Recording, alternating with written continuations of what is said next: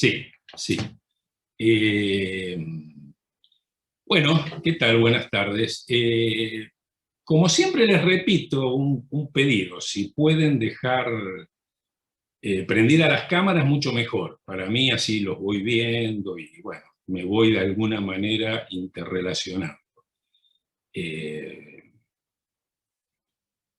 bueno, comienzo con una aclaración porque recibí varias preguntas en ese sentido por distintos canales durante las últimas 2 semanas. Si soy o no hipertenso. ¿Se acuerdan que hace 2 semanas me estaba haciendo el escaneo mientras daba el curso? Y bueno, como estaba bastante afectado por el escaneo, mencioné la cuestión. Bueno, el resultado del escaneo es no solo que soy hipertenso, que lo soy de una manera clara y distinta, sino que la presión me sube significativamente mientras dicto el curso. Como el escaneo fue contemporáneo al dictado del curso, entre otras cosas curiosas, arrojó como resultado que el periodo de mayor presión arterial había sido entre las 18:30, que es cuando yo ya me empiezo a preparar, y las 21:30, que es cuando, bueno, estoy saliendo del curso. Y el pico más alto había sido a las 8, a las 20 horas. Así que alguno podría agarrar el video y ver qué estaba diciendo o qué no estaba pudiendo decir a las 20 horas para que haya habido una fluencia de adrenalina tan importante. Bueno, hecha esta aclaración que algunos tenía desvelado, retomo el desarrollo del curso. Bueno, ustedes recordarán que el sentido en el que venimos avanzando en el desarrollo de este curso es el de la localización y el comentario crítico de las ocasiones en las que la escritura ensayística de Barthes declara o practica su tendencia hacia la novela o hacia lo novelesco. En esta especie de comedia de enredos entre el ensayo, la novela y el diario íntimo, para nosotros el protagonista, el personaje principal, es el ensayo como búsqueda de saber. La novela aparece como una tentación o como una exigencia, y aunque todavía no lo vimos, el diario como una posibilidad de responder a esa tentación o a esa exigencia. Posibilidad que ya sabemos Barthes va a desechar. La tendencia hacia la novela o lo novelesco de las búsquedas ensayísticas es la que manifiesta, según Barthes y según nosotros mismos, la ética del ejercicio crítico en tanto respuesta activa a la afirmación de la literatura como acontecimiento irreductible. Estoy haciendo una especie de resumen de lo que hemos venido, de los hitos más importantes de lo que vinimos viendo, ¿no? Para yo mismo situarme, y sobre todo para volver a situarlos ustedes. ¿Cuál es, digamos, el eje alrededor del cual vamos girando? Bueno, teniendo en cuenta esto, ¿no? Que este es el sentido en el que venimos avanzando, ya pasamos por el prefacio a los ensayos críticos, que es allí donde Barthes expone y argumenta por primera vez este interés ético de las búsquedas ensayísticas, el de tender hacia la novela, este interés ético que alienta experimentaciones formales. En el prefacio de los ensayos críticos, Barthes habla de prácticas secretas de lo indirecto. En estas prácticas secretas de lo indirecto uno podría leer esa exigencia ética de la crítica de tender hacia la novela. Lo vuelvo a subrayar porque hay una cuestión fundamental cuando uno aborda estos problemas, que es poder articular, ya sea en la especulación general o en la lectura particular, el dominio ético con el formal. Es decir, las elecciones éticas, perdón, las decisiones éticas con las elecciones formales. Siempre se trata de eso, ¿no? Si hay ensayo,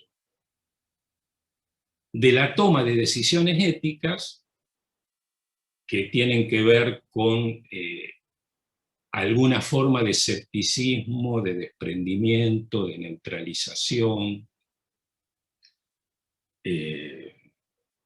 bueno, respecto del saber, de la arrogancia, de las voces de orden, de la ideología, de la cultura, y esas decisiones, ¿no?, se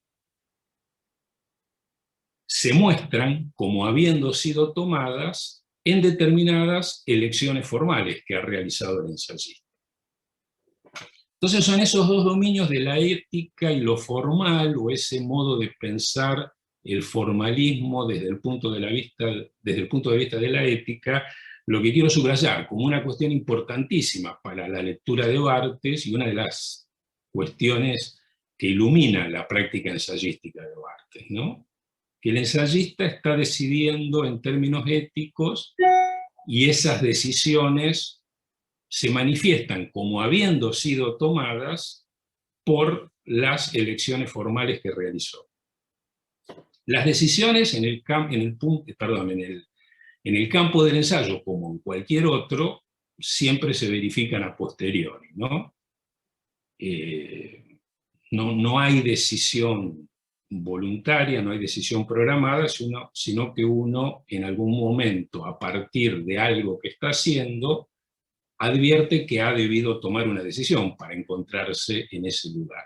En el caso del ensayo, el haber podido tomar una decisión ética, por ejemplo, desprenderse de alguna superstición crítica, ¿no?, el haber podido tomar esa decisión se verifica en tanto se ha realizado un cierto experimento formal. Por ejemplo, usar una constelación conceptual de un determinado modo idiosincrático, ¿no?, un modo extraño a la reproducción de lo sabido. Bueno, también en el prefacio de los ensayos críticos vimos que Barthes propone la figura del crítico como escritor aplazado o diferido, que proyecta y al mismo tiempo elude su transformación en novelista. Este carácter del crítico como escritor aplazado creo que se verifica a lo largo de toda la obra de Barthes. Desde luego, Barthes no es el mismo escritor aplazado en el grado cero de la escritura que en la preparación de la novela, pero daría la impresión que esa condición me sale neurótica, pero uso neurótico casi como cuando uno le dice a otro no seas neurótico, no seas rollero, ¿no? Digo, esa condición neurótica parece una condición irrebasable desde el punto de vista del crítico.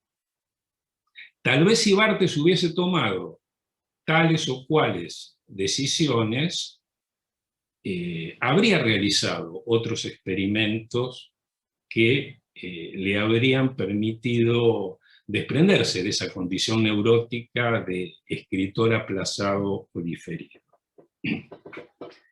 Bueno, a partir de comienzos de los 70, lo que hemos venido siguiendo en el comentario de las salidas del texto y en el de Roland Barthes por Roland Barthes, es cómo Barthes identifica lo novelesco de la crítica o lo novelesco en la crítica como el resultado de una intrusión, como el resultado de la intrusión de un cuerpo extraño en el discurso del saber. Ese cuerpo extraño a veces lo llama cuerpo, a veces lo llama palabras valor, que es el modo en el que el cuerpo se manifiesta en el léxico. Nosotros lo llamamos sensibilidad. Barthes y nosotros lo hemos llamado también patetismo. Y en Barthes por Barthes hay otra modalidad de la intrusión que es la de una tercera persona que no remite a ningún personaje de ficción. Pero en todos los casos es el acontecimiento de la intrusión de algo extraño en la relativa homogeneidad del discurso del saber, lo que produce el efecto novelesco. Bueno, nuestro recorrido en esta dirección va a seguir por el comentario del recurso a la simulación como método compositivo, como método ensayístico compositivo, primero en fragmentos de un discurso amoroso y después en la preparación de la novela. La simulación como método compositivo es una apuesta muy fuerte a la metamorfosis del ensayo en novela o a la apertura de una intrusión mayor de lo novelesco en el campo de saber en la obra de Barthes. Pero antes, o sea, quería reconstruir este camino que vamos tomando y anticipar el próximo paso, porque ahora viene el proverbial retorno a la clase pasada, que está siempre movido por mi propia neurosis, pero también por las interlocuciones que se abren entre una clase y otra. Esto ya lo mencioné varias veces, pero para mí es lo que yo llamaría lo novelesco del curso, ¿no? El hecho de que, bueno, me vuelvan respuestas de lo que dije diferidas, a veces a través de otros, a veces por obra del recuerdo, y eso me lleve a recomenzar. En este caso, en el caso de la clase de hoy, hay dos cuestiones que me parece conveniente retomar, que fueron expuestas, yo creo que con bastante detenimiento en la clase pasada, pero igual me parece que es conveniente retomarlas. La primera es la caracterización equívoca de la subjetividad del no sujeto, que de una manera muy rápida podemos identificar con el sujeto del ensayo, esta subjetividad del no sujeto. Y por otro lado, la diferencia poder-potencia. Voy a volver sobre estas dos cuestiones, pero avanzando sobre la preparación de la novela. Es decir, voy a tomar de la preparación de la novela referencias y citas para volver a comentar estas dos cuestiones. Es decir, que va a ser una especie de movimiento simultáneo de retorno y proyección. Bueno, ahora que lo pienso, no lo había pensado antes. Todo movimiento de retorno implica una proyección, es decir, se retorna desde el porvenir, se vuelve al pasado desde el porvenir. En este caso lo hago más explícito, ¿no? Pero quiero decir, cada vez que hago una digresión, yo o cualquiera, quiero decir, cada vez que uno vuelve sobre algo que dijo, para desarrollar algo más o para explicitar algo que le parece que no quedó dicho, ese retorno está orientado desde el porvenir, se retorna hacia adelante. Bueno, en este caso se haría más explícito, insisto, porque los ejemplos los voy a tomar, los ejemplos y las referencias los voy a tomar del libro que nos espera cerca del final del curso, ¿no? La preparación de la novela. Bueno, voy a la primera cuestión, la de la subjetividad del no sujeto, que ustedes recuerdan aparece formulada en estos términos en las salidas del texto, ese ensayo de Barthes sobre un ensayo de Bataille, y en el que hay algunos pocos señalamientos sobre la escritura del ensayo en general.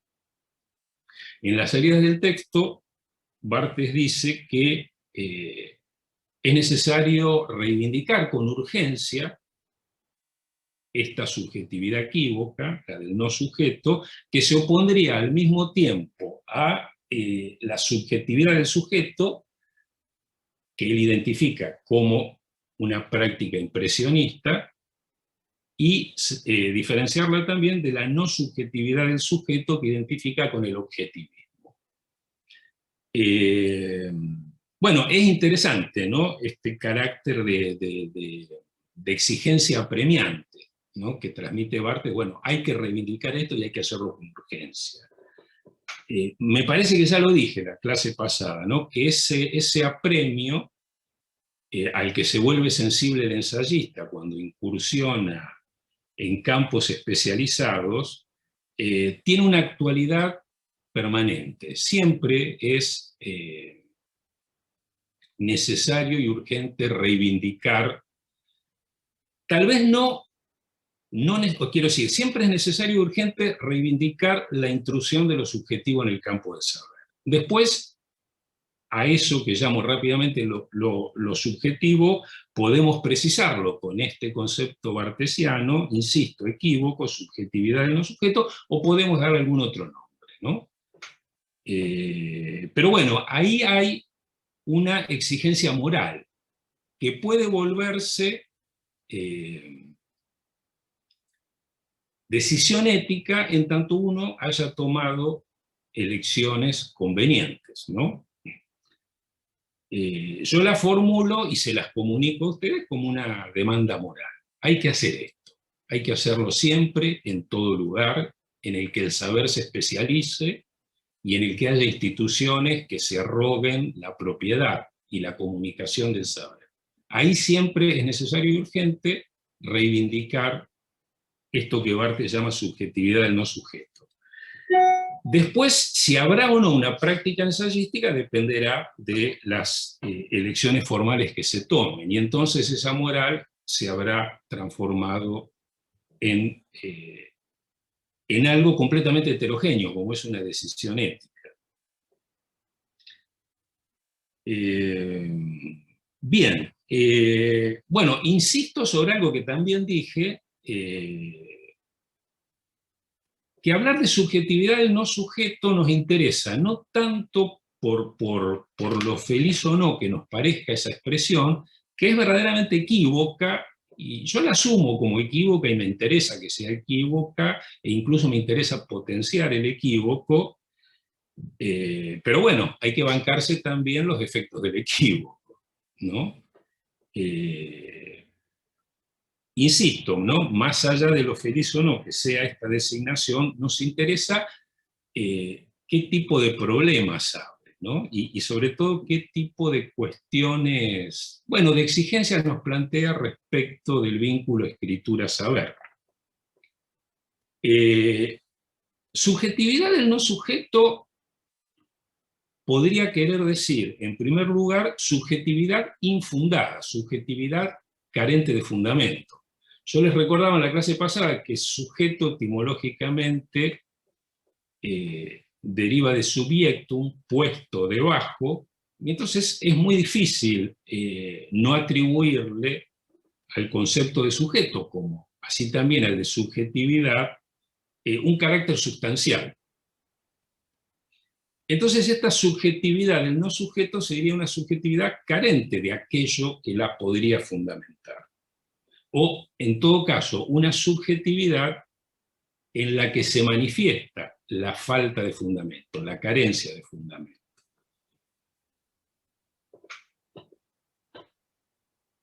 Esto creo que es fundamental, ¿no? Esto creo que es fundamental porque tiene que ver con el efecto de autenticidad que produce en cualquier discurso la manifestación de algo que podamos identificar como subjetividad del no sujeto, como subjetividad infundada. Digo efecto de autenticidad en el sentido de que esto que en principio parece una criatura anómala, ¿no? Una subjetividad sin fundamento, en realidad revela el carácter infundado de cualquier subjetividad, ¿no? Si toda subjetividad se constituye por el lenguaje y el lenguaje carece de fundamento, toda subjetividad está infundada. A veces se muestra, a veces no. Hay escrituras que ponen en obra esa carencia de fundamento propia de cualquier subjetividad, y entre esas escrituras, aunque es reflexiva, aunque es argumentativa, está la del ensayo. Cuando digo una subjetividad sin fundamento o infundada, me refiero a un fundamento personal consistente, a un fundamento psicológico o humanista o espiritualista, el que sea. El que sea. Bien, como efecto de este carácter infundado, de esta subjetividad, que es la de la búsqueda ensayística, no es la subjetividad de quien escribe un ensayo, sino la de la búsqueda misma del ensayo, ¿no? Siempre vale la pena recordar algo que escribió Chesterton a propósito del ensayo, porque pone inmediatamente sobre la escena de la reflexión cierta paradoja constitutiva de la forma de ensayo. Dice Chesterton, no se escriben ensayos, se ensaya escribirlos. Es decir, hasta que se haya ensayado no se sabe si se habrá ensayado o no. El ensayo, como ejercicio, carece de fundamento, ¿no? Y su realización lo que pone en obra es precisamente esa carencia de fundamento epistemológico, teórico o científico. Bueno, y porque hay carencia hay búsqueda, ¿no? Y la búsqueda es la potenciación de la carencia. Esta subjetividad infundada es oscilante, es una subjetividad inquietada, conmovida, problematizada, la podemos acechar con diferentes epítetos. En todos los casos, a lo que remiten esos epítetos es a una inestabilidad estructural de esta subjetividad, a un descentramiento estructural, lo que la diferencia radicalmente del sujeto de la certeza. Y diferencia el ensayo, entonces, de cualquier idea de saber como certeza.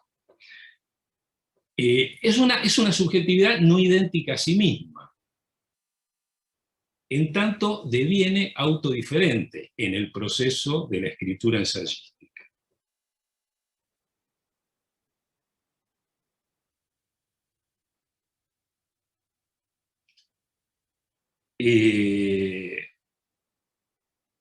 Es también esta subjetividad del no sujeto, el sujeto del para mí nietzscheano, del que hemos venido, sobre el que nos detuvimos bastante en la clase pasada, ¿no? Creo que todo comenzó por ahí, ¿no? Vino la interrogación de Bruno sobre la diferencia entre voluntad de sometimiento, voluntad de poder, y eso me llevó a revisar las salidas del texto, y entonces me di cuenta que la cuestión del perspectivismo, que estaba en la cámara lúcida, ya aparecía ahí formulada, y por ahí me metí, y por ahí lo voy llevando. Es un excurso muy pertinente, no solo pertinente, muy conveniente, ¿no? Yo diría casi imprescindible, casi. Acá me subió la presión. Esto deben ser los momentos que digo estas estupideces, y las digo, y las tengo que sostener, y me doy cuenta, y al mismo tiempo las quiero sostener. Ahí supongo que la presión debe ser una cosa. Bueno, se van a tener que bancar que esté todo el tiempo pensando en la presión como una especie de intrusión, ¿no? En el cuerpo del profesor de qué sé yo, de nada. La adrenalina, por lo que me enteré, es el conductor, pero la fuente de la presión, como la de casi todo, carece de fundamentos, ¿no? Se ve que debe tener también un origen discursivo.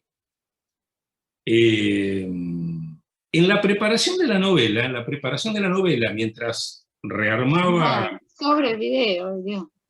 ¿Cómo? Bueno, fue una intrusión, otro tipo de intrusión.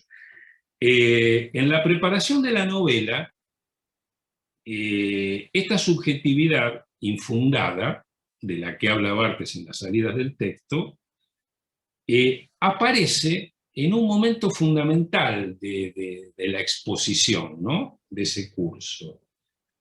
En el pasaje del lector originario, de lo que Barthes identifica como lector originario, que es una figura a la que yo también recurrí cuando decía, bueno, en el origen de este crítico en suspenso por querer y al mismo tiempo resistirse a volverse novelista, en el origen de este crítico hay un lector capturado por el deseo de literatura. Bueno, Barthes construye esa misma figura, ¿no? En la preparación de la novela, y le da el mismo carácter originario. En el pasaje, desde este lector originario, que es el que, dice Barthes, experimenta el júbilo de la lectura, el que ha sufrido extáticamente una primera conversión, esos son los términos entre místicos y religiosos de Barthes, el lector originario es el que experimenta el júbilo de la lectura. Y es el que sufre esta primera conversión a la literatura, ¿no? La sufre extáticamente, la sufre patéticamente, la sufre en tanto en el trance de la lectura se pone fuera de sí. Digo, la subjetividad del no sujeto aparece entonces en este momento de pasaje que sobre el que Barthes especula en la preparación de la novela, pasaje del lector originario al escritor como sujeto del deseo intransitivo de escribir. Ustedes saben que la preparación de la novela es muchas cosas. Yo estoy casi terminando la relectura, tal vez bueno, la más detenida porque es la primera vez que siento que tengo que saberla toda. Por supuesto que no es que lo haya logrado, pero bueno, tengo como esa... Uno da un curso como si fuese a rendir un examen, más o menos, ¿no? O bueno, por lo menos yo, el profesor neurótico obsesivo da un curso, entonces digo, bueno, tengo que saber toda la preparación de la novela. Alguien me podría preguntar algo y qué sé yo. Es una tontería, yo no tendría ningún problema en decirle, no sé, me olvidé. Pero bueno, así se encara la preparación del curso. Y bueno, eso me llevó a leer, bueno, muy metódicamente la preparación de la novela. Todavía no la terminé. Y bueno, me di cuenta que ya me había dado cuenta en la primera lectura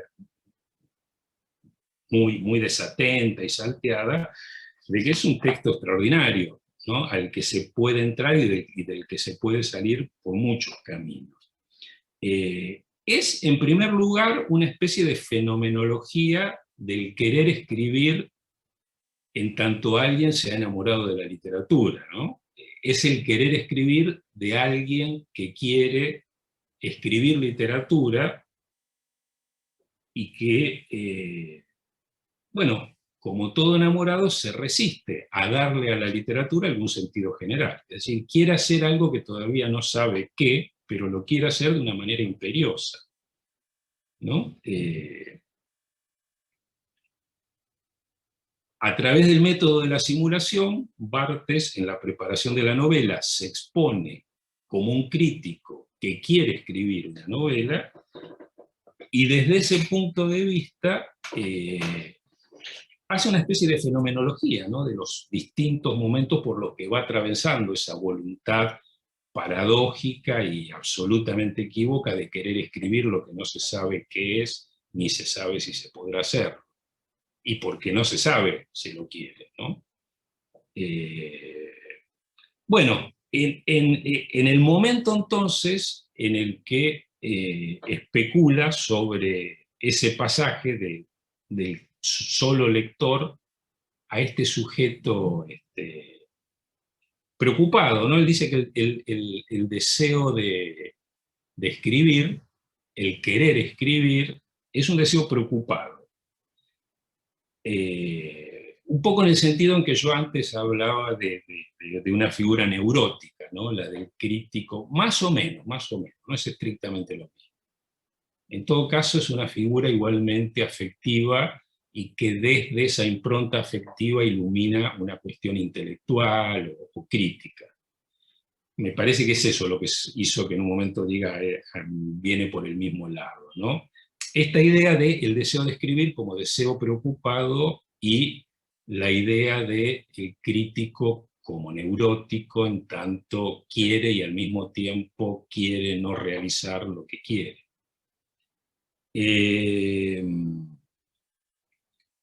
Bueno, cuando hace muy al paso esta apreciación Barthes, ¿no? De que es un deseo preocupado, es decir, no es un deseo, bueno, es un deseo esencialmente inquieto e inquietante, cita a Barthes, creo que en una nota al pie, está en la página 259, una anotación de Kafka en su diario, una anotación del 6 de diciembre de 1928. Muy, muy citada, ¿no? Dice Kafka: la literatura es juego y desesperación, y las dos cosas simultáneamente, ¿no?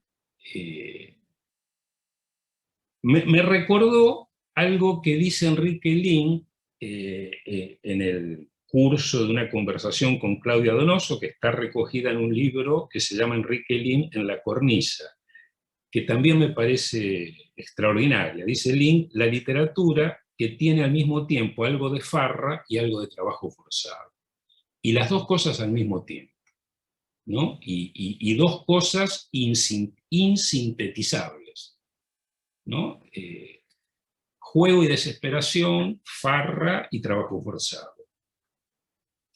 Bueno, Barthes saca mucho, mucho provecho de esta ambigüedad afectiva que envuelve el deseo de escribir literatura, que mueve al crítico a querer volverse novelista, como mueve al novelista a qué sé yo en qué direcciones. Voy a la cita. Bueno, agrego algo más, ¿no? Esta idea del querer escribir como deseo, bueno, remite a la idea de intransitividad, ¿no? Todo deseo es intransitivo. Todo deseo, si es deseo, es decir, si es algo que mueve a espaldas de la conciencia, es intransitivo, es decir, busca proseguirse, no realizarse. Barthes lo identifica en la preparación de la novela con lo que Freud llama tendencia, esto en las páginas 201 y 205. La tendencia tiene siempre sentido de un impulso hacia un objeto incierto. Y dice esto Barthes, que lo anoté a último momento, sobre el escribir como tendencia, ¿no? Dice: una fuerza que busca voluptuosamente y dramáticamente su punto de aplicación. Ahí hay que reintroducir otra vez la voluntad de poder como sujeto, en este caso, del querer escribir, ¿no? Una fuerza que busca voluptuosamente y dramáticamente, otra vez está la ambigüedad afectiva, su punto de aplicación, no de consumación, sino de aplicación, algo en donde ejercerse, no donde consumarse o realizarse, sino donde afirmarse como potencia. Ahí estoy como tirando un centro al segundo tema. Pero ahora voy a la cita que fue mi hallazgo de la semana y la que me permitió volver a la cuestión de la subjetividad del no sujeto desde la preparación de la novela. Está en la página 197. Dice Barthes, creo que sí, es cita textual, ¿no? Pasar del leer amoroso al escribir con mayúscula. Ustedes, bueno, ya habrán advertido que Barthes hace un uso muy idiosincrático y bueno, a veces equívoco de las mayúsculas. Quiero decir, según los contextos, ¿no? En la preparación de la novela está claro que lo idiosincrático prima sobre cualquier otro sentido que uno pudiese atribuirle al uso de mayúsculas. Por ahí en los textos del primer Barthes produce cierto equívoco, ¿no? Pero bueno, es un gesto raro, ¿no? Al que Barthes recurre continuamente. Acá escribir, ¿no? Pasar del leer amoroso al escribir es hacer surgir. Ahí yo subrayé 3 veces, ¿no? El hacer surgir. Se trata de, como antes hablábamos de la irrupción, se trata siempre de hacer aparecer algo que no se va a dar a la presencia. Pasar del leer amoroso al escribir es hacer surgir, despegar de la identificación. Perdón, estoy leyendo mal. Retomo la cita. Pasar del leer amoroso al escribir es hacer surgir, despegar de la identificación imaginaria con el texto, con el autor amado que ha seducido, hacer surgir, despegar, no lo que es diferente de él, entre paréntesis, callejón sin salida del esfuerzo de originalidad, sino lo que en mí es diferente de mí. Lo ajeno adorado que me impulsa, me conduce a afirmar activamente lo ajeno que está en mí, el otro que soy para mí.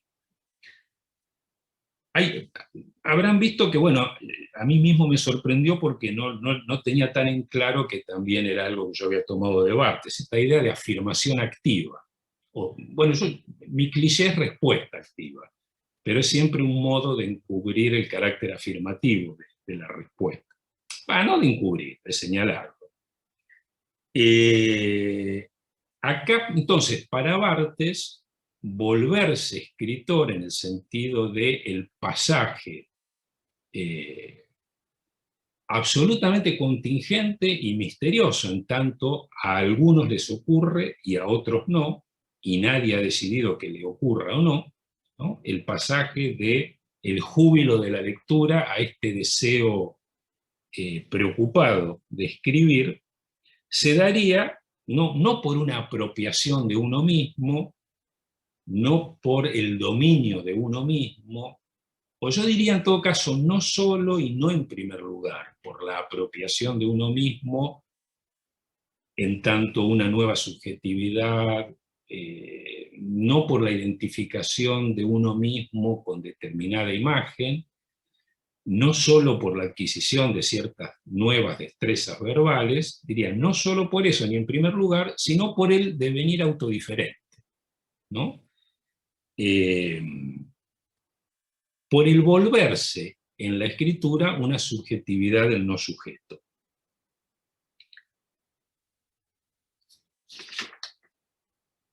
Algo de esto mismo, creo que este es un momento raro, o por lo menos yo en la lectura lo viví como algo raro, ¿no? Como si todo en Barthes lleva a este tipo de afirmaciones, pero no siempre Barthes realiza afirmaciones en esta dirección, ¿no?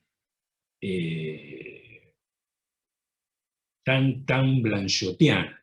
Después voy a hacer aparecer la cuestión en la preparación de la novela, la tensión Barthes-Blanchot. En este momento la idea de que escribir es volverse otro para sí mismo, devenir otro, volverse autodiferente, la metamorfosis blanchotiana del yo en tercera persona parecería como venir muy de ahí. Tiene como una precisión esta cita que casi extraña a Barthes. Barthes generalmente es menos preciso, más equívoco, ¿no? Como que uno tiene que intervenir y volverlo preciso. Acá a mí no se me ocurre decirlo de otra manera más precisa que esta, ¿no? Alberto, una pregunta. ¿A vos te parece Sí. que es como alguna, digamos, hay una continuidad entre las salidas del texto y la subjetividad del no sujeto y este devenir autodiferente que vos decís? Hay como una insistencia, claramente la insistencia para mí está ahí.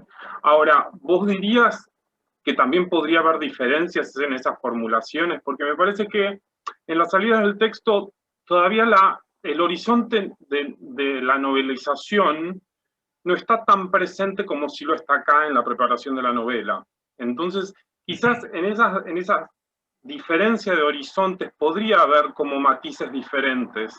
Digo, creo que en la salida del texto está pensando en el ensayo y acá ya está pensando en otra cosa. No diría novela, tampoco diría ensayo, está pensando en otra cosa, creo.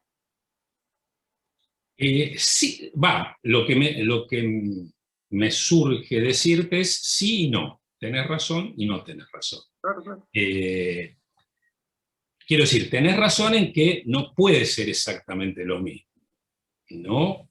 Porque, bueno, o sea, se trata de afirmar el acontecimiento de un devenir extraño para sí mismo, de la subjetividad, como condición de la escritura, o como efecto de la escritura, más que como condición. Condición y efecto, las dos cosas. Ahí es una paradoja de la que me parece no se podría salir, ¿no? El devenir extraño, el devenir impersonal, y el devenir autodiferente, ¿no? La afirmación de la autodiferencia sería condición y efecto del deseo de escribir, del deseo de escribir.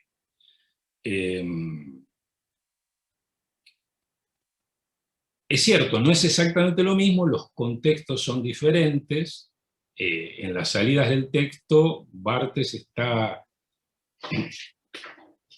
Sí, yo creo que sobre todo está pensando en la necesidad de reivindicar una idea de ensayo y del vínculo que el ensayo propone entre valor y saber, entre afectividad y saber, y entre cuerpo y saber. Bueno, precisamente, en la salida del texto, él, después de formular esta subjetividad en los sujetos, ofrece como una especie de metodología, por supuesto, entre comillas, ¿no? Que dice, hay un primer momento en el cual se afirma la valorización del para mí, y hay un segundo momento en el cual se destruye el quién de la interpretación, digamos. Y bueno, ahí precisamente, digamos, él en ese mismo ensayo, aparte, digamos, es como que estaría tratando de correr el lugar del subjectum, que vos decías, es algo que está por debajo y el texto sería un producto de eso. Era como si estuviese tratando de correr eso o desintegrar eso de alguna manera. El cómo desintegrarlo ya cada uno es la búsqueda ensayística propia de cada escritor, asumo. Pero bueno, en el contexto de las salidas del texto, él mismo incluso también se pregunta por los comienzos. Viste que habla de dónde comienza el cuerpo, dice. Bueno, los comienzos o los fines de un cuerpo son solo designaciones culturales, lógicas, qué sé yo. Si pensamos en el sistema digestivo, empieza por la boca, termina por el ano, digo, son cosas que organizan, pero siempre desde otro lugar externo. Después, los comienzos pueden ser en un cuerpo, pueden ser en cualquier lugar, digamos. Y creo que es un poco de eso, está en la búsqueda de la desintegración de esa base que sería el subjectum.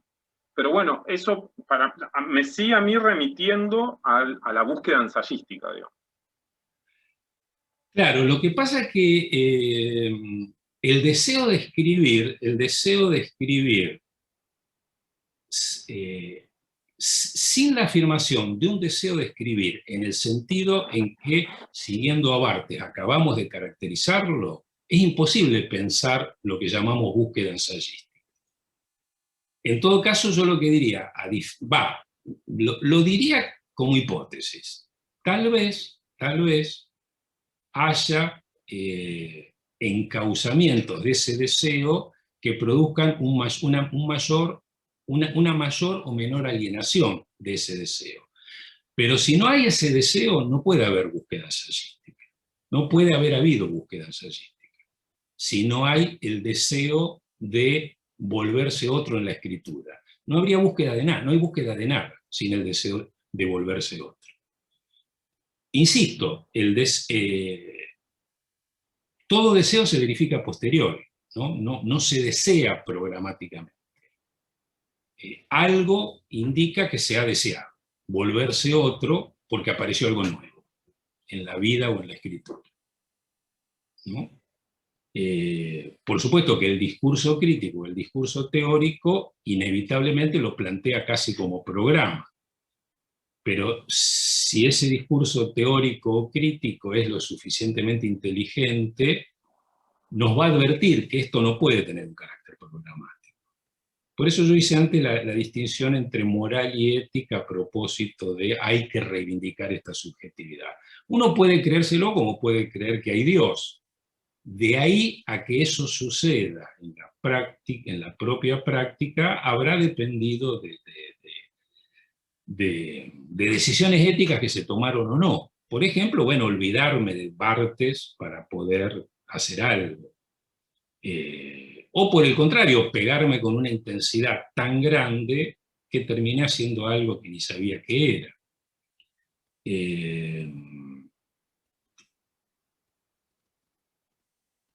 Entonces, no es exactamente lo mismo, pero es más o menos lo mismo. Y las dos cosas a la vez, ¿no? Contrasto las salidas del texto con la cámara lúcida, en ese sentido, que son claramente dos ensayos muy diferentes, pero porque me parece que hay búsquedas muy diferentes. Y el devenir Claro, autodiferente en la es que- cámara lúcida es claro. radicalmente diferente a la destrucción del sujeto de la interpretación en las salidas del texto. Destrucción es un término muy fuerte, Sí, no, no, además de que desvinculación, o sacarle el fundamento, suspensión, porque suspensión. bueno, a mí, vieron que el otro día yo explicaba la significación de la diferencia destrucción-descomposición, ¿no? Que Barthes la propone en Barthes por Barthes. A mí me parece que es muy precisa, sobre todo porque él dice, ¿no? En la descomposición el sujeto mismo se descompone, ¿no? Y de hecho hay descomposición, por ejemplo, de la cultura ensayística, si un sujeto escritor se descompone en tanto ensayista, por dar un ejemplo, qué sé yo. Pero bueno, suspensión, ¿no? Suspensión me parece que es un término bastante, bueno, estereotipadamente blanchottiano y que, bueno, continúa siendo preciso. Claro, no se deviene autodiferente en todos los casos igual, porque además devenir autodiferente es dejar de ser uno mismo, no es tanto convertirse en otra cosa, una especie de criatura nueva y extraña. Lo nuevo es haber dejado por un momento, en una coyuntura precisa, según intereses precisos, haber dejado de ser uno mismo, para que se haya abierto la inminencia de lo posible. Eso es devenir autodiferente, ¿no? No es volverse otra cosa, ¿no? Es que se abra en uno la posibilidad de la diferencia, pero no que uno se vuelva diferente, sino que se afirme la posibilidad de la diferencia. Es lo más dichoso que a uno le puede ocurrir en la vida. Y bueno, Barthes, como buen enamorado de la literatura, cree que eso pasa en la escritura literaria, que en la escritura literaria, como en el amor, o como en el humor, alguien puede dejar de ser él mismo, ¿no? Y abrirse a la inminencia de lo posible. Eh, entonces sí, yo creo que las ocasiones son diferentes, ¿no? Las ocasiones, lo que hace a la diferencia es justamente lo que facilita y lo que resiste al deseo de escritura, ¿no? En cada ocasión. No es la misma ocasión la de la lectura de un ensayo sobre Bataille en un coloquio sobre Bataille en el año 72, al que Barthes habrá ido medio colado, o sea, lo invitaron sus amigos de Tel Quel. Él, a quien Bataille no le gustaba mucho, lo dicen Barthes por Barthes, y sí, uno no es un autor como para Barthes. Obviamente que hay familiaridad y cosas, pero no es un autor de Barthes. Bueno, va medio colado el coloquio, y habrá dicho, bueno, ¿y qué escribo? Y no me voy a poner a leer la Suma Teológica. Encontró ese ensayito raro, el del dedo gordo del pie, y hizo la gran Barthes, empezó a armar fragmentos, los ordenó, volvió sobre su viejo texto. La cámara lúcida es otra coyuntura. Además, bueno, ha sucedido, está dentro del proceso del duelo, que recuerdan que era era el tema del curso. Todavía la incidencia del duelo la hemos palpado poco. Bueno, en la preparación de la novela también es fundamental, como en el diario del duelo, como en mucho tiempo he estado acostándome temprano. Ahí hay que ver qué pasa con el deseo de escribir en el proceso del duelo, ¿no? Si sobrevive el deseo de escribir y cómo sobrevive. Entonces, por eso te decía sí y no. Sí, tenés razón, y al mismo tiempo hay algo que va migrando en todas las ocasiones, ¿no? Pero no es una identidad que se reproduce, ¿no? Sino que es hay algo que insiste, ¿no? Que es este misterio del devenir otro. Que, insisto, no es convertirse en otro, no en otra persona, ¿no? Tiene más que ver con la sustracción de la identidad o del fundamento. es más un movimiento de sustracción, ¿no? De pérdida jubilosa. Porque bueno, en el duelo se trata justamente de otra pérdida. Bueno, después vamos a volver, porque no lo había pensado, me apareció en el medio del fárrago de lo que estoy diciendo. Digo, ¿sobrevive el deseo de escribir en el proceso de duelo? Es una buena pregunta, ¿no? Porque, sobre todo en un duelo tan reactivo como el de Barthes, ¿no? Un duelo tan, bueno, tan reactivo. No sé si es más o menos que otro. Como ha quedado registrado, y ha quedado registrado de un cierto modo, parece ser más reactivo que otro, pero me imagino que todo duelo es muy... Quiero decir, todo duelo implica el rechazo al desprendimiento y a la pérdida, dramático, ¿no?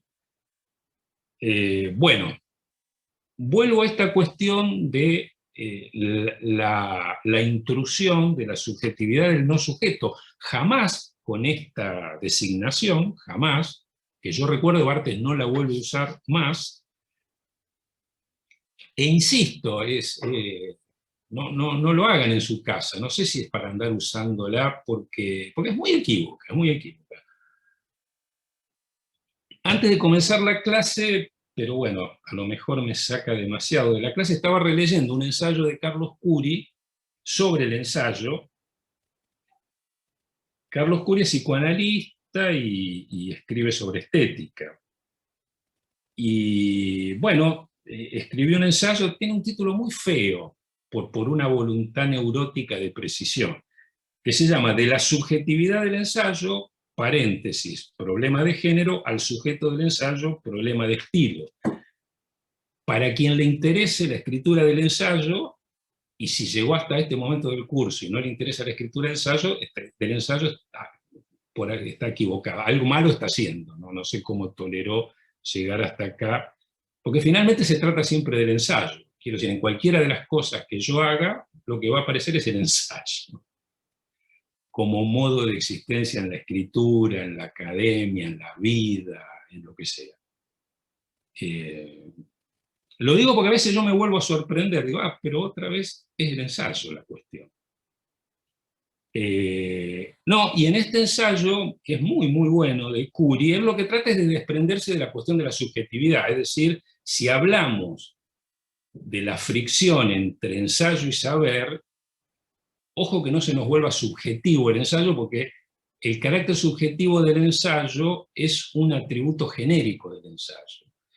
Y Curi, lo mismo que Chesterton, está pensando en el ensayo como una búsqueda que a priori no se sabe ni siquiera cómo se realizará. No solo si se podrá realizar, pero tampoco cómo.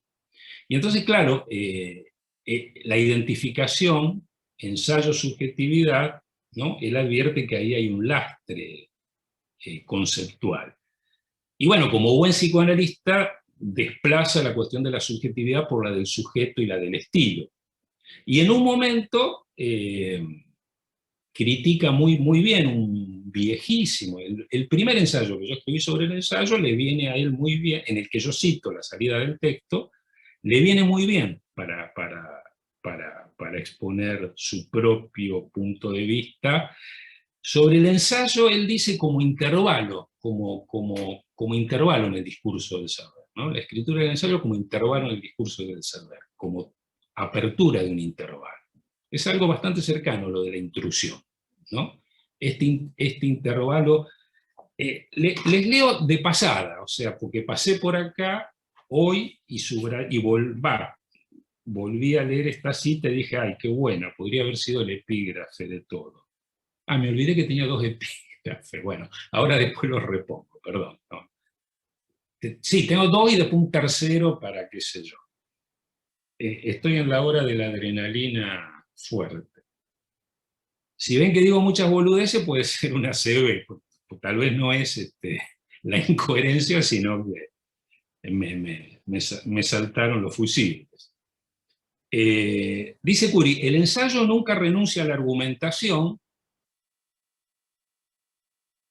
se trata siempre de una búsqueda de saber, ¿no? El ensayo nunca renuncia a la argumentación, hay, no obstante, en él un suspenso argumental que no se resuelve ni en la demostración formalizada ni en la integración a un sistema de pensamiento, ¿no? Hay un modo argumental que por la propia intensidad retórica y formal suspende la argumentación, ¿no? Algo bastante parecido, ahora que lo pienso, a lo que dice Adorno de el estructurarse con miras a la interrupción, como algo que define a todo ensayo, ¿no? Es muy precisa la cita de Curie y me gustó que aparezca la cuestión de la suspensión, ¿no? Porque todo ese parágrafo está escrito contra la expresión subjetividad del no sujeto. Como yo recuerdo cuando lo leí la primera vez, dije, oh, tiene razón, yo la usé tan a la Bartola y igual nunca me desprendí, pero siempre la reviso y la preciso y digo, ojo, esto es algo que es un juguete que te puede llevar a cualquier lado. Pero bueno, eso mismo lo puede volver interesante. En la página 230 de la preparación de la novela, bueno, está la referencia a Blanchot, en realidad el momento en el que Barthes se diferencia de Blanchot. Lo voy a pasar, porque si entro voy hasta 15 minutos por lo menos. Lo voy a pasar porque en otro momento lo vamos a recuperar, ¿no? Dice, bueno, Blanchot fija demasiado las cosas en la oposición personal-impersonal. Y Barthes dice, conjetura, ¿no? Que el sujeto puede ofrecerse como creación del arte. Es lo que va a venir en el curso inmediatamente después, ¿no? La conversión de la vida en obra. Bueno, en algún momento volveremos a esto, ¿no? Bueno, podría ser el momento en el que hablemos de Barthes y la escritura del diario, ¿no? Porque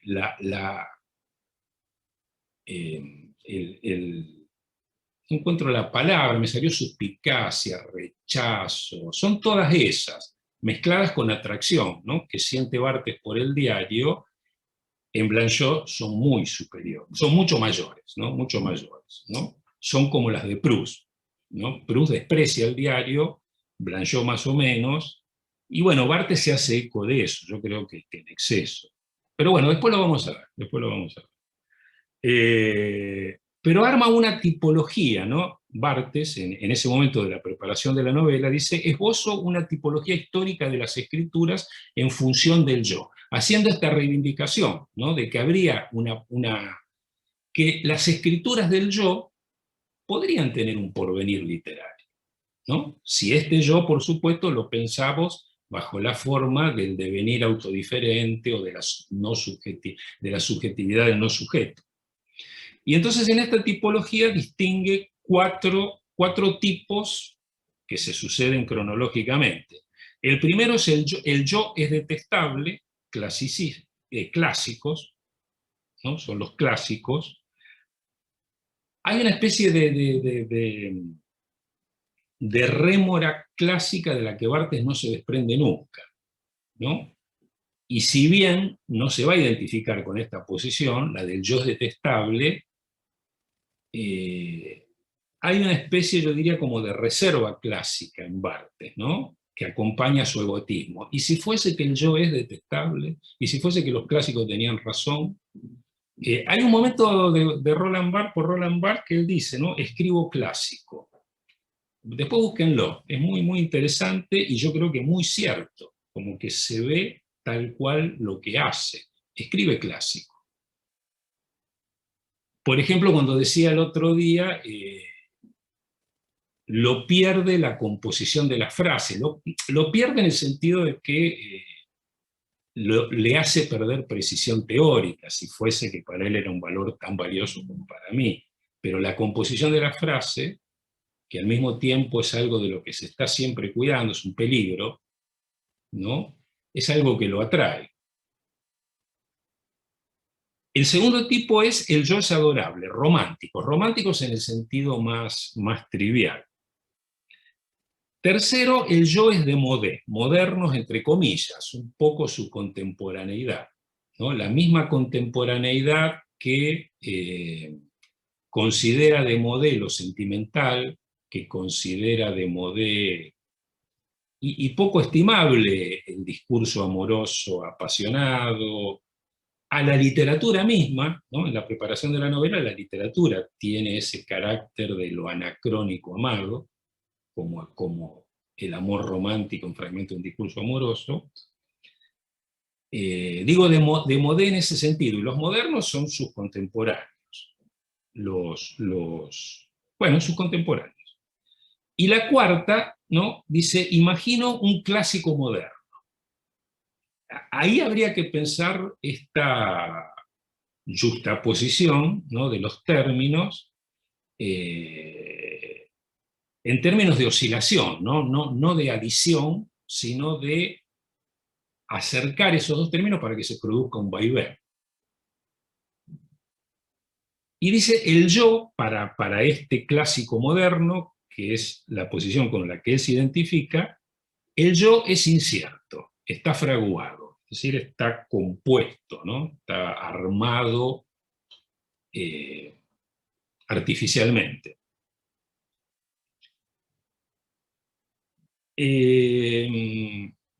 Bueno, hay una última posibilidad de continuar explorando esta ocurrencia de la subjetividad del no sujeto, que es remitirla a la idea de una subjetividad desdoblada, ¿no? Una subjetividad desdoblada entre lo que sabe y lo que ignora de sí mismo, a partir del encuentro con un objeto, entre comillas, porque puede ser la fotografía, puede ser un fragmento de novela, puede ser un fotograma, puede ser el trazo de una pintura, ¿no? Una subjetividad desdoblada entre lo que sabe y lo que ignora de sí mismo a partir del encuentro con un objeto desdoblado, entre lo que se puede reconocer en él y algo que en él o de él que afecta misteriosamente. Ahí lo fundamental es situar el encuentro, ¿no? Es el encuentro que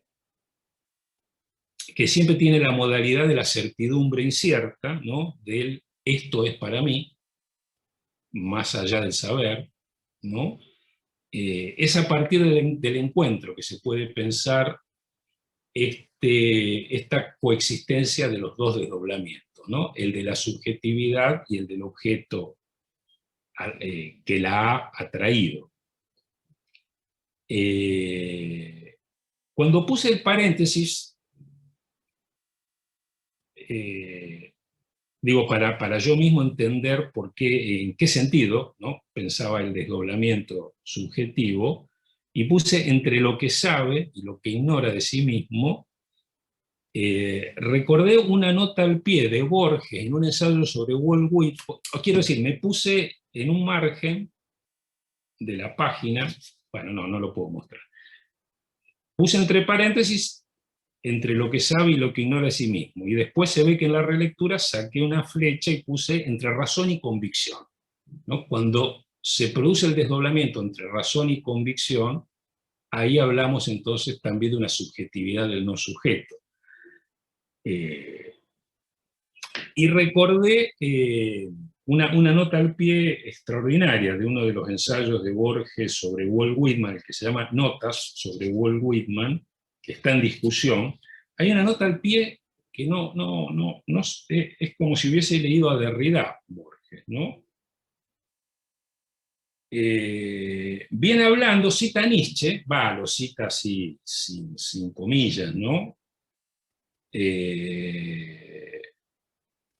Dice, Nietzsche replicaría al problema sobre el que viene especulando, dice, lo importante es la transformación que una idea pueda obrar en nosotros, no el hecho de razonar.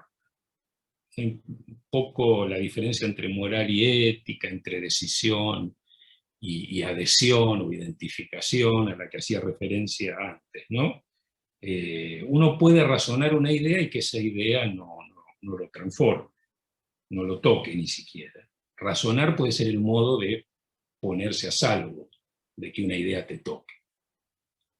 Lo digo con conocimiento de causa, lo digo porque es completamente autobiográfico ese tipo de digresión. Siempre estoy pensando en mí. ¿No? Quiero decir, uno se dedica a esto para que esto no lo toque, pero esto mismo a veces hace que a uno lo toque. o por ahí lo toca otra cosa por otro lado, y uno dice, capaz que fue porque leí Barthes. Y ahí viene la nota al pie, ¿no? Y dice Borges, tanto difieren la razón y la convicción que las más graves objeciones a cualquier doctrina filosófica suelen preexistir en la obra que la proclama. Platón, en el Parménides, anticipa el argumento del tercer hombre que le opondrá a Aristóteles. Berkeley anticipa las refutaciones de Hume. Es decir, la discordia entre razón y convicción está en el corazón de cualquier discurso. Por eso cualquier discurso se deconstruye, ¿no? Es algo que, bueno, sobre lo que Derrida insistió, ¿no? Porque decía, bueno, la deconstrucción no es un método, es el proceso al que está sujeto cualquier discurso, por la discordia entre razón y convicción, ¿no? Porque en tanto se expone razonablemente, envuelve, ¿no? esa reserva de descomposición de la convicción denegada. Bueno, este desdoblamiento de la subjetividad, ¿no? En subjetividad del no sujeto, bueno, como me sale el complemento, no es una palabra feliz, porque no se trata de un complemento, pero digamos, como complemento del desdoblamiento del objeto a partir del encuentro intenso e incierto, bueno, aparece con mucha claridad en La cámara lúcida, cuando Barthes se ve en la necesidad de distinguir puntum de estudio. Recuerdan que Barthes comienza, esto ya lo comenté, ¿no? Pero bueno, por las dudas lo repito.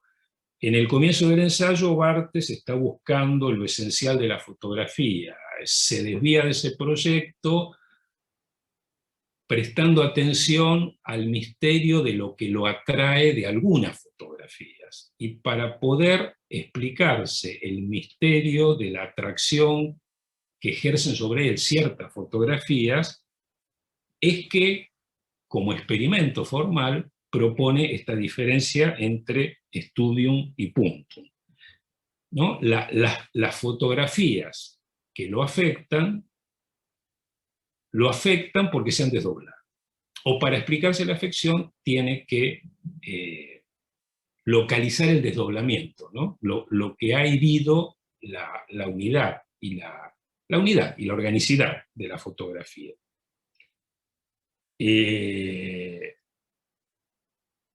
Y es ahí, en ese mismo momento en el que se enuncia el desdoblamiento, en el que aparece el sujeto del ensayo, ¿no? Como aquel, y ahí lo cito a Barthes en La cámara lúcida, como aquel que especula a partir, dice él, de la presión de lo indecible que quiere ser dicho, ¿no? ¿Hay sujeto del ensayo? Sí, hay una subjetividad que se ha vuelto sensible a la presión de algo indecible que quiere ser dicho, ¿no? Y en tanto se sabe que no hay recurso verbal que pueda decir lo indecible, hay que encontrar la forma verbal de señalar lo indecible, o de hacerlo manifestar indirectamente. Ahí volvemos otra vez al juego entre decisión ética y elección formal, que es un poco lo que me está obsesionando hoy. Bueno, acá me había notado ir a La cámara lúcida bueno, voy un momento. Me estoy como presionando porque, bueno, qué sé yo. Tenía idea que esta era la penúltima clase, ahora digo, no, me parece que no. Igual va a terminar el curso en algún momento, pero parece que no el martes próximo.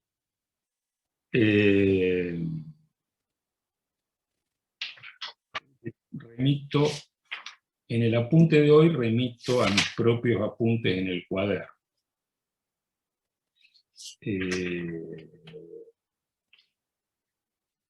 Bueno, esta diferencia, puntum studium, es una diferencia de fuerzas. Barthes la plantea en ese sentido, ¿no? Como lo son la diferencia placer-goce, escribible-legible, eh, sentido obvio, sentido obtuso. Eh,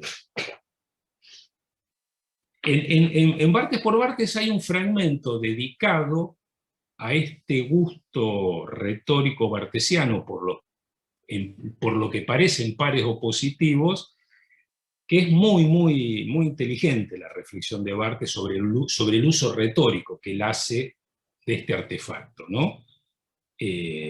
Cómo se parece, cómo estos artefactos producen una especie de simulación de cientificidad, parecen ser diferencias paradigmáticas, pero en realidad él dice, son artefactos retóricos, me permiten discurrir, los planteo para poder discurrir, los planteo para poder moverme en algún sentido exploratorio.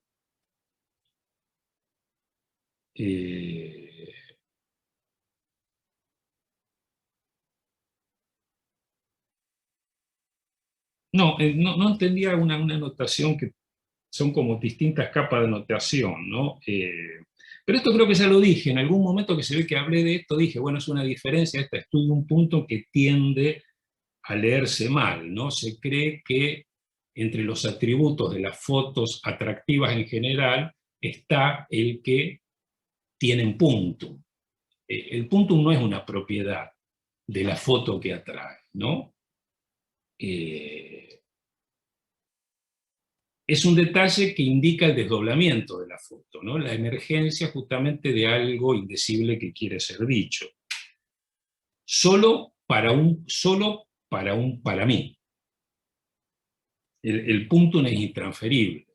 Más allá de que podríamos, como a veces puede ocurrir que dos personas se enamoren de una tercera, podría ocurrir que dos se hagan sensibles al punto de una foto, ¿no? Pero es un índice es la manifestación de una indiferencia, de una diferencia de intensidad, de una diferencia afectiva. Y es el modo por el que entra justamente la presión de lo afectivo en la conceptualización, ¿no? La diferencia puntum studium, como insisto las otras que ya mencioné. Es muy preciso en el desarrollo de la diferencia, Barthes, ¿no? En la cámara lúcida.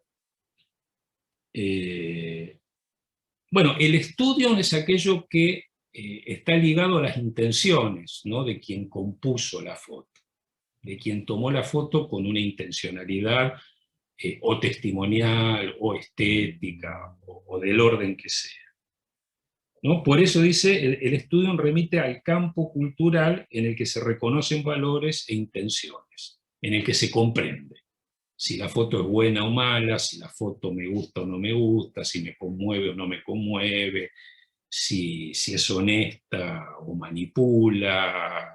Es decir, es el campo de las valoraciones, de la identificación. Identificación y valoración van siempre juntos, ¿no?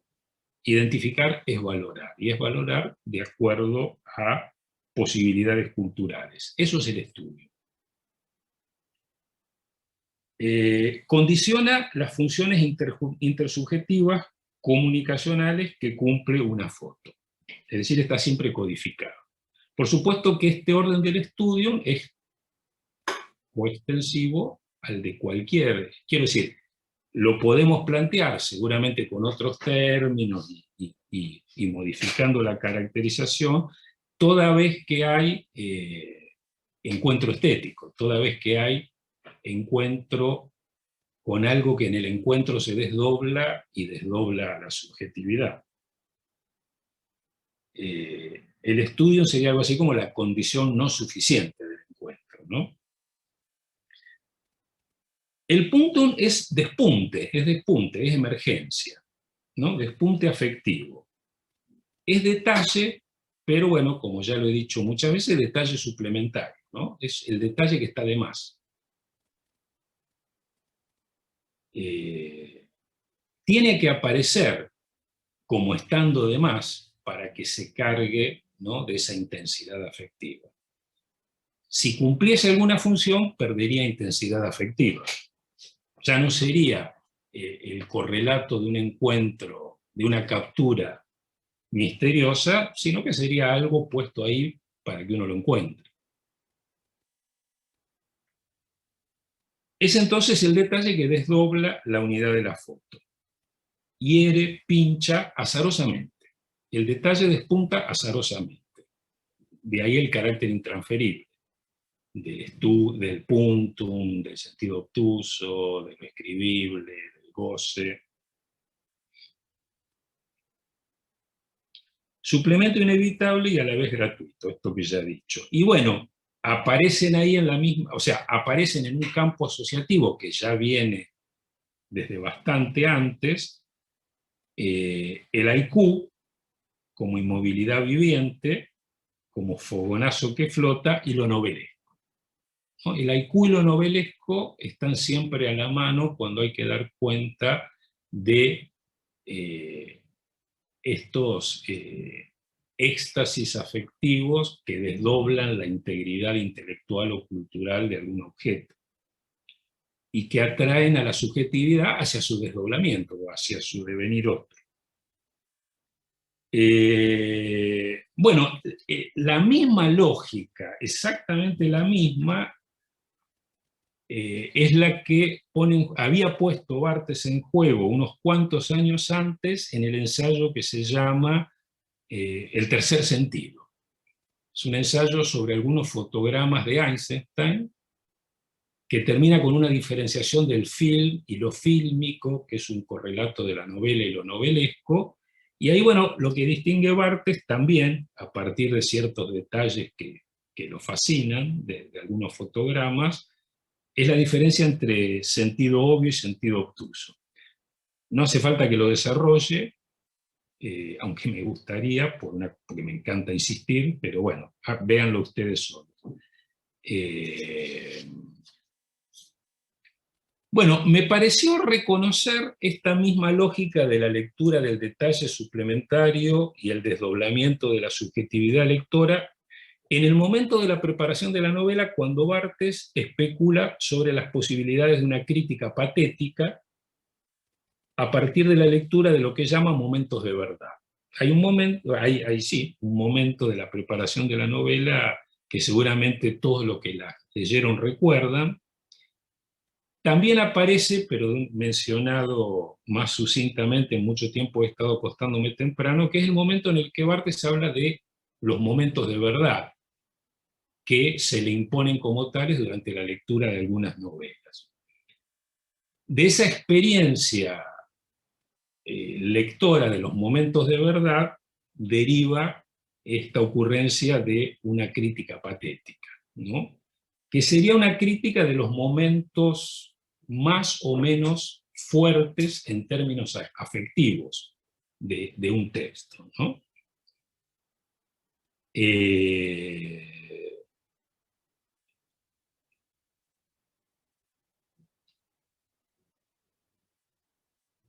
Bueno, me meto un poquito con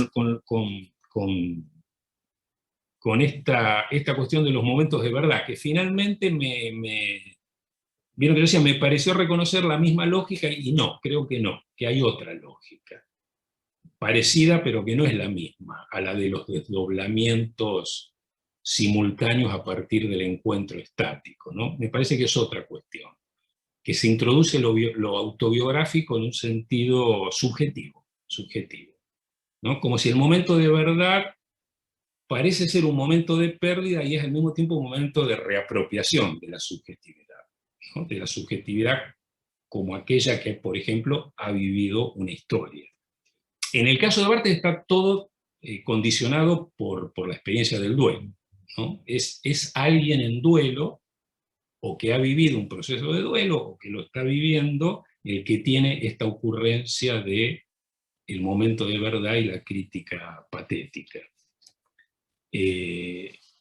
Según tengo anotado acá, es de las páginas 159 y siguientes, en la preparación de la novela, pero yo me remito a mi cuadernillo. Yo a mí mismo me remito a mi cuaderno donde ya fiché esto.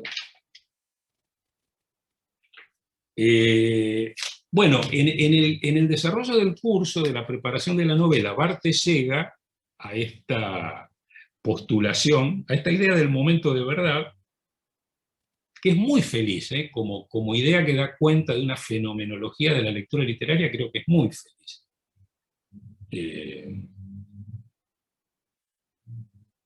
Hace poco intervine en un taller de una alumna, ella es la coordinadora del taller, y no recuerdo por qué razón en un momento quise transmitirles a los chicos, eran todos muy chicos, bueno, no importa, ahora sería igualmente imposible, pero lo mejor que ellos fuesen tan chicos me hizo creer que iba a poder.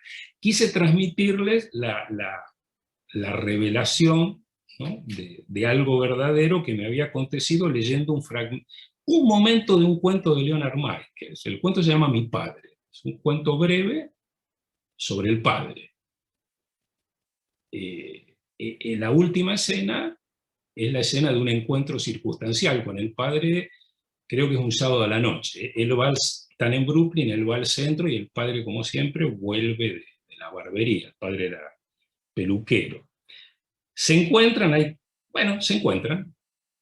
un par de intercambios, y el relato termina, él dio, yo recibí. El padre le da unos pesos, dice, ¿necesitas plata? No, no. Bueno, toma para el subte. Dice, él dio, yo recibí. Barthes dice que lo que caracteriza, una de las características del momento de verdad, y es lo que para mí le da a ese momento del cuento su carácter de momento de verdad, él dice una emoción que inunda, ¿no? Un desgarramiento emotivo.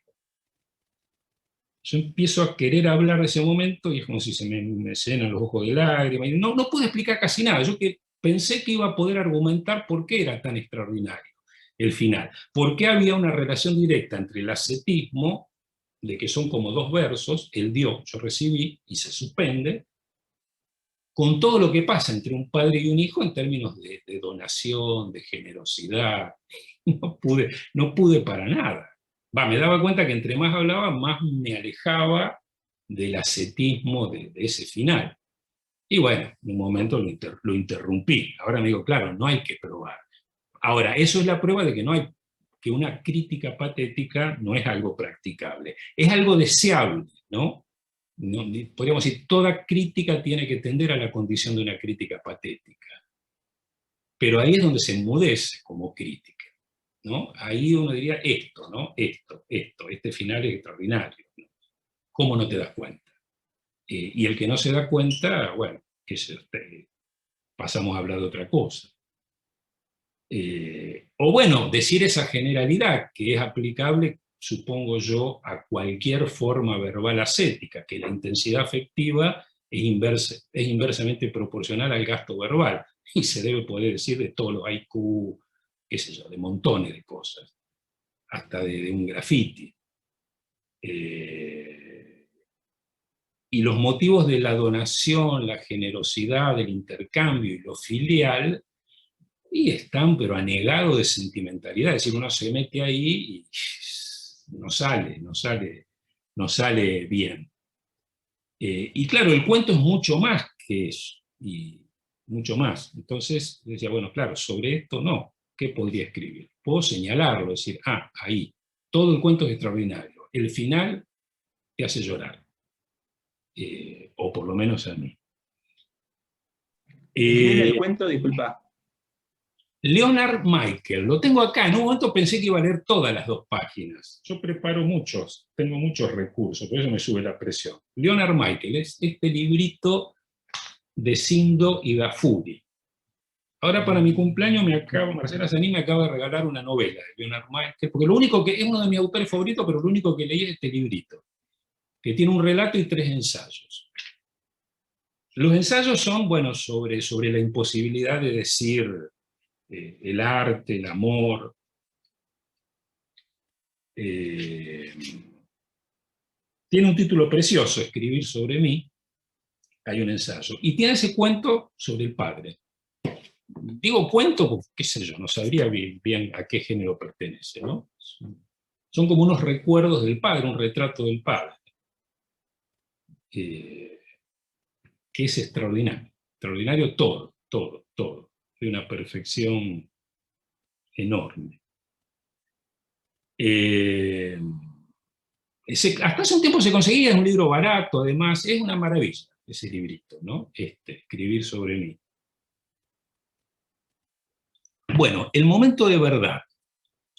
Barthes lo deriva de una reflexión que acaba de hacer sobre la epifanía joyceana, ¿no? Viene en ese camino, ¿no? El de las epifanías como éxtasis afectivo, ¿no? Como certidumbres inciertas de la aparición de algo que no se da.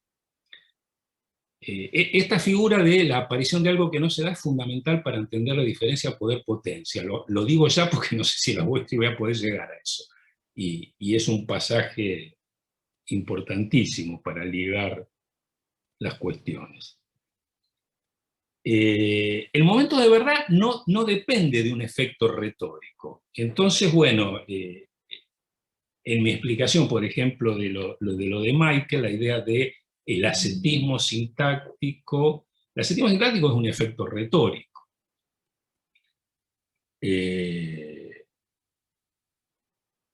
Lo que Barthes localiza en algunas novelas como momento de verdad no depende de un efecto retórico. Dice, es un hecho de lectura, no es un hecho de escritura. No se escribe en momentos de verdad, se los lee, solo se los lee.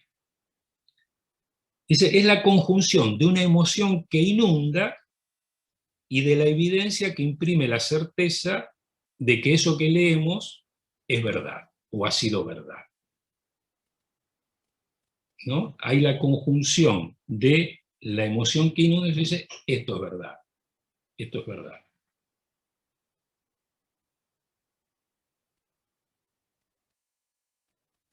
Dice Barthes, lo que en una lectura me sucede a mí, y ahí se me coló el para mí, y después empezó como a moverse, ¿no?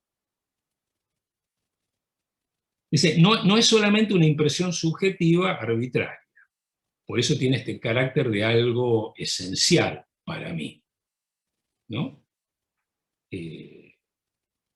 Lo que en una lectura me sucede a mí, no es algo que reproduce o no tiene su valor de verdad por reproducir algo que ocurrió, sino por el modo, ¿no?, en que me afecta a mí.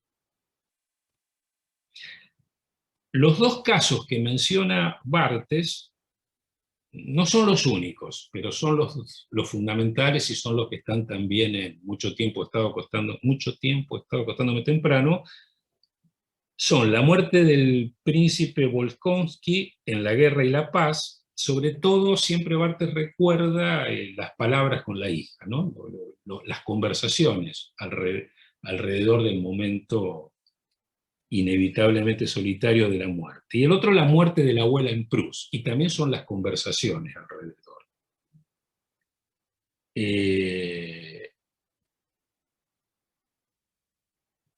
Bueno, dice, son novelas, y por lo tanto hay un régimen realista en juego, pero el momento de verdad no es realista. No tiene que ver con la representación de algo, sino con la presentificación de algo. Me parece que Barthes no usa presentificación, pero a mí me parece que es un término verdadero, ¿no? Lo verdadero se presentifica, no se representa. Lo verdadero como verdad del afecto que inunda.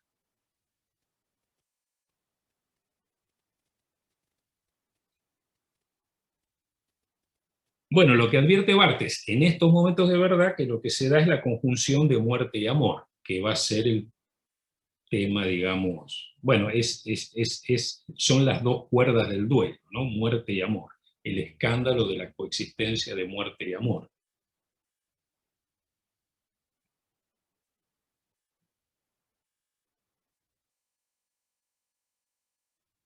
En el plano del tema, dice Barthes, hay un desgarramiento emotivo, ¿no? El sujeto leyente toca el escándalo humano que la muerte y el amor coexistan. En el plano de la escritura, solidaridad del afecto y de la escritura. Dice, no hay develamiento, no es que en los momentos de verdad se revela o se devela una verdad hasta ahí oculta o desconocida, ¿no? Sino que lo que hay es un surgimiento, dice, de lo ininterpretable. Ahí otra vez es la fuerza de lo indecible lo que conmueve, del modo en que conmueve, ¿no? Y dice Barthes, amor y muerte están presentes, es todo lo que se puede decir. Y entonces viene la ocurrencia de la crítica patética, ¿no? Una crítica de los momentos de verdad o momentos patéticos, afectivos, o sea, una crítica que discriminaría, por ejemplo, en un cuento de Leonard Michaels, un momento patético más fuerte que otro. Lo que pasa es que, como, insisto, como ocurrencia es feliz, como ejercicio crítico es absurdo. Sería como estar mostrándose figuritas, ¿no? Sería como una conversación entre lectores. Por eso, insisto, es algo a lo que la crítica tiene que tender. Pero bueno, si toma francamente ese camino, se disuelve como crítica.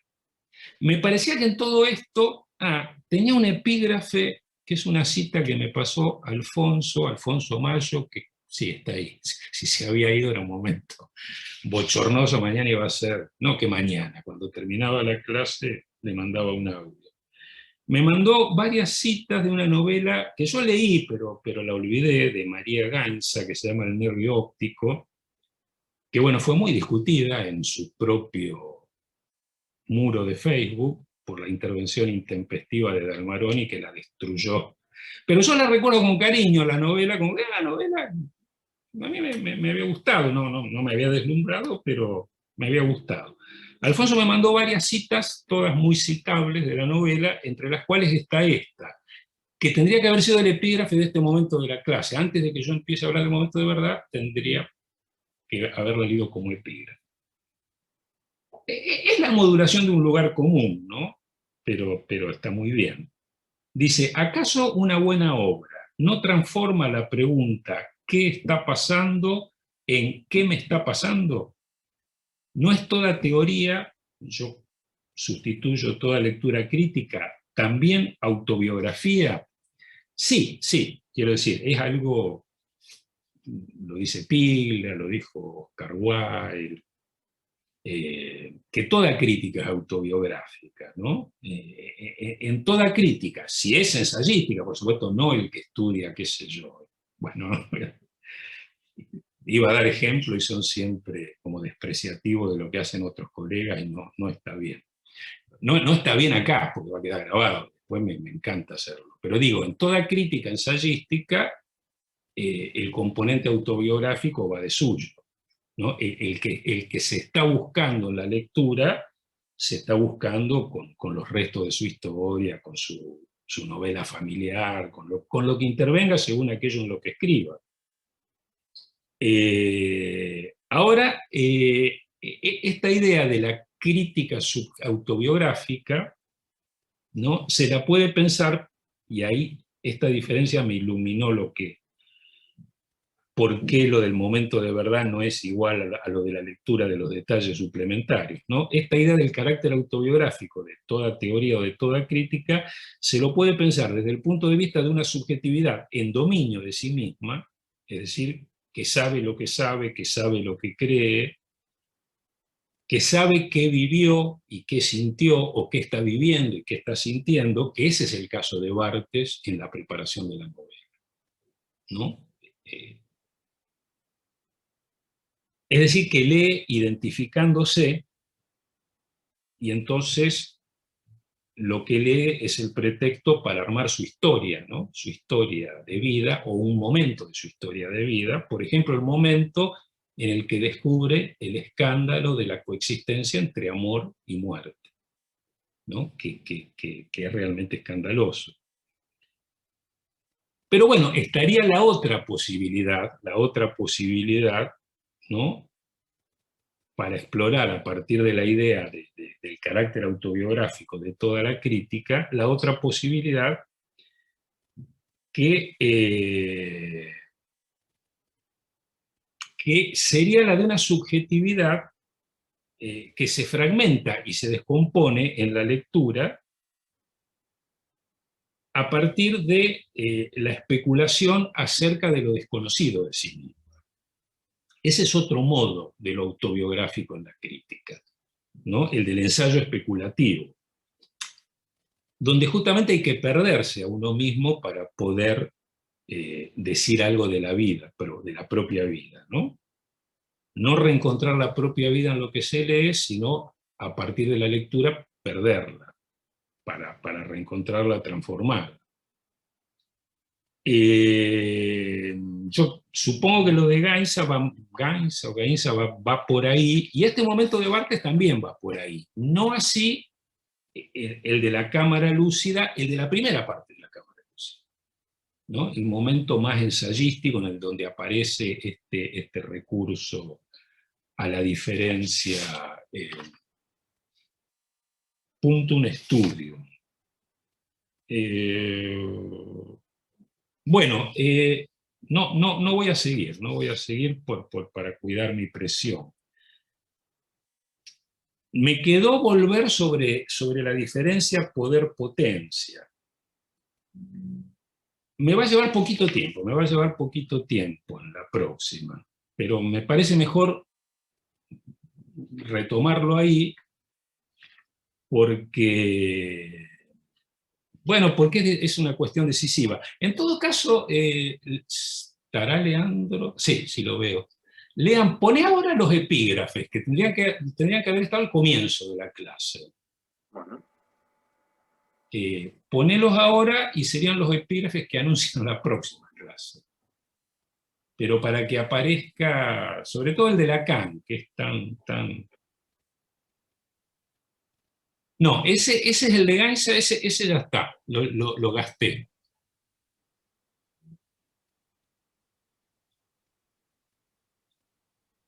Este es de la dirección de la cura y los principios de su poder de Lacan. Ligeramente corregido, porque la traducción era muy, muy fea. La de los escritos, no sé. A lo mejor el original era muy feo, pero bueno, lo corregí. Como es frecuente en la historia de los hombres, la incapacidad para sostener una praxis deviene en el ejercicio de un poder. Sostener una praxis es ejercer potencia, ¿no? La incapacidad para ejercer potencia, o la inhibición para ejercer potencia, o la restricción del ejercicio de potencia, deviene en ejercicio de poder. Y la otra cita es un poco más elíptica, es también un momento de la preparación de la novela. Dice, pero no soy más que un hombre que cuenta de su decisión de escribir a la manera romántica. Ahora tiene un carácter bastante paradójico, porque bueno, en la tipología del yo romántico, que es el del agrado del yo, con esa figura Barthes no se identificaba. Vamos a ver qué quiere decir. Es un romántica entre comillas, ¿no? Yo las puse las dos en Facebook y había anunciado, no me acuerdo qué había anunciado, no sé qué había puesto. Puse la cita de Lacan y algo había dicho, y puse un paréntesis así juguetón que era con referencias a la Fer Cañete y las impotencias de las instituciones críticas. Me voy a despedir con ese comentario, por lo menos para sacarme las ganas, porque estuvimos charlando un montón con Leandro hoy a la tarde. No sé si lo conocen, o sea, si no, lo comento, porque me parece que es un caso escandaloso de esto mismo, vergonzoso, sobre el que habría que volver todos los días si uno siente que tiene algo que ver con el pensamiento crítico. No sabría cómo caracterizarlo a Rodrigo Cañete, porque lo conozco poco, pero yo lo conocía desde hace mucho tiempo como un tipo que en YouTube, bueno, hacía intervenciones muy intempestivas, incorrectas, sobre arte contemporáneo. Más que sobre arte, las que yo había visto tenían que ver con la gestión cultural del arte, con la enseñanza académica del arte, con el mundillo del arte. El tipo es muy malo, insidioso, si se encarniza es de una incorrección, es dañino. A veces tiene una lucidez, para mí, notable sobre algunas cuestiones, según la coyuntura. Pero quiero decir, no es es una figura rara y incómoda. Yo simpaticé con él hace mucho tiempo, porque otro amigo, Carlos Casasa, me acuerdo que me dijo, no, fíjate estos videos, y a mí me gustó, después lo perdí de vista, realmente no seguí viendo su performance. No sabía que habían crecido tanto, que se habían desarrollado tanto, que el tipo estaba rompiendo las pelotas desde hacía 6 años sistemáticamente, sobre todo a cierta gente. Por ejemplo, los que habían estado en la gestión del Centro Rojas en los 80 y habían producido un reciclaje del underground. Todos esos son motivos que a mí me interesaban mucho. Por ejemplo, las apropiaciones académicas de cualquier disidencia, de cualquier subalternidad, el empobrecimiento crítico que suelen producir, el manoseo que suelen producir respecto de aquello de lo que se apropian, cómo todo parece estar orientado por voluntades de poder ramplonas, por acumulación de poder simbólico. Bueno, todos esos juegos de las instituciones culturales y artísticas. Bueno, este señor hace poco ganó un premio muy prestigioso, no recuerdo de qué institución inglesa, él está en Inglaterra hace unos 20 años, bueno, con un texto que según yo entiendo, porque no lo pude conseguir, es precisamente sobre el Rojas en los 80, y este motivo, que insisto, para cualquiera que le interese el pensamiento crítico, es un motivo muy interesante, ¿no? Cómo la cultura se apropia, por ejemplo, de lo queer, ¿no? Cómo la cultura transforma lo queer en un criterio de legitimidad, maltratando lo queer de una manera vergonzosa, transformándolo en un valor moral. Quiero decir, cualquiera que tenga cierta simpatía por lo queer, yo tengo la mía, no soy muy queer que digamos, pero me despierta cierta simpatía, me molesta muchísimo ver eso transformado en capital simbólico, en criterio de legitimidad, en principio de censura. Es decir, vos decís, pero no, si lo queer era una provocación dirigida a todo eso, y una provocación muy filosa, con muy poca voluntad de ser apropiada. Por supuesto que la cultura se apropia de lo que sea, y los agentes culturales trabajan en esa dirección. Entonces, bueno,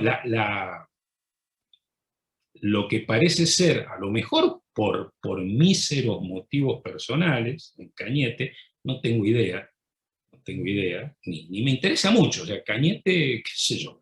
Le decía a Leandro, yo lo veo como una especie de comediante, que a veces tiene unas performances más o menos ocurrentes, a veces es el mismo chiste repetido fuera de lugar, qué sé yo.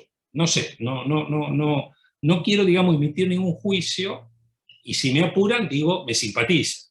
Dado cómo se definió la cosa, me simpatiza. Incluso si fuese todo lo dañino, homofóbico, todo aquello que lo haría susceptible de ser denunciado al INADI de miles de formas, me parece que si alguien quisiese hacerlo, lo tendría que hacer. Pero digo, esta cosa corrosiva, este ejercicio de una potencia corrosiva, me simpatiza. Bueno, el tipo gana un premio muy prestigioso, y se arma una movida, por lo menos yo la vi armarse, por eso quedé tan irritado. La vi armarse, me pareció una cosa muy desencaminada, o por lo menos como yo la veía, la capitaneaba la Asociación de Críticos Artísticos de la República Argentina. Y la movida no apuntaba a hacer mierda el texto que había recibido el premio, ni a discutir las performances ofensivas de Cañete, sino que la movida apuntaba a que le retiren el premio. Es decir, a una asociación de críticos no le interesa poner en crisis nada, sino que le interesa que no le den que le retiren el premio a alguien que fue premiado. Si es tan importante un premio para alguien que se dedica a la crítica, no se sabe que todos los premios son espurios, que todos responden a intereses que no tienen que ver con el ejercicio de la crítica. Entonces, ¿por qué en lugar de ejercer la crítica, ahí viene lo de la cita de Lacan, estos críticos agrupados en una asociación de críticos hacían de policías de alcahuete? Les salió bien, les retiraron el premio. Les salió bien en los términos que retiraron el premio. Cañete ahora es una especie de superestrella de la incorrección. Justo sacó un libro, parece toda una cosa armada por él. Lo que pasa es que, bueno, el otro motivo que aparece primero aparece esto, ¿no? Conyunta a la cabeza. Que yo no sé, por otras razones, la tengo ahí como entre ceja y ceja. No por nada personal, no por nada personal, sino por este juego de apropiaciones, de volver académico e institucional todo, y de volverlo criterio de legitimidad. Y el arte realmente para un crítico no está para eso. Quiero decir, la cosa que venimos viendo con Barthes es cómo nos desprendemos de eso para poder pensar y experimentar algo.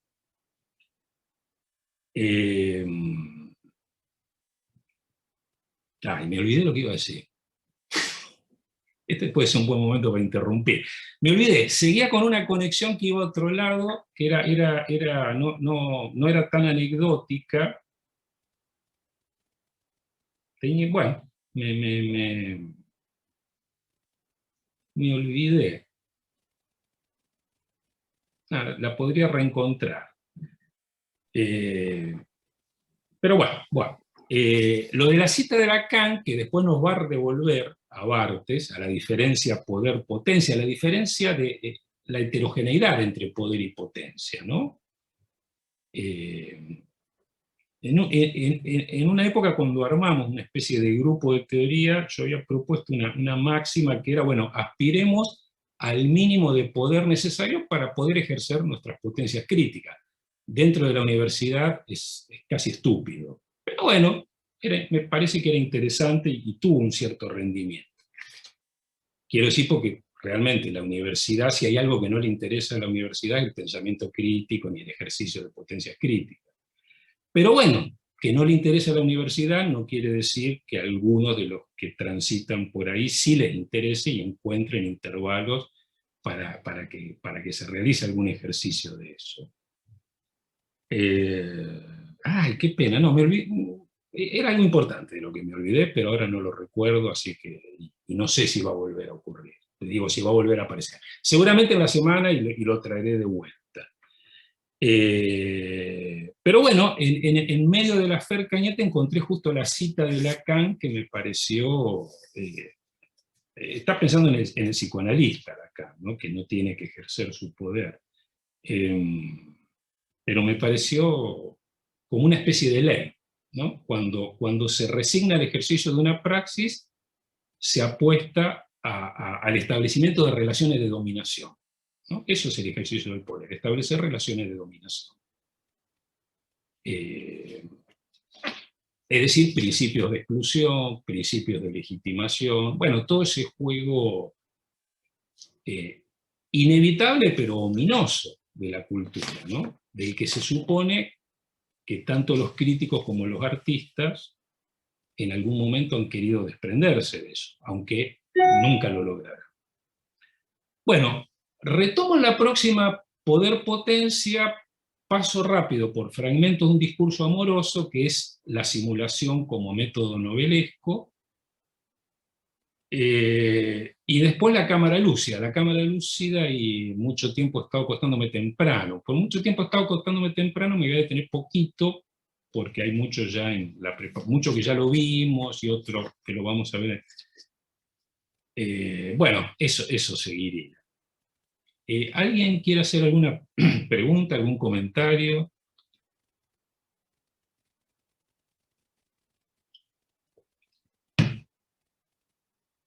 Bueno, me parece bien. Se los guardan y me los mandan por mail, como es su costumbre, por mail, mensajes de audio. y todo tipo de formas de importunarme en la semana lo hacen. No hay problema, son bien recibidas. Lo que sí, que no sean muy atractivas porque no llegamos más al diario de duelo. Bueno, nos vemos el martes próximo. Adiós.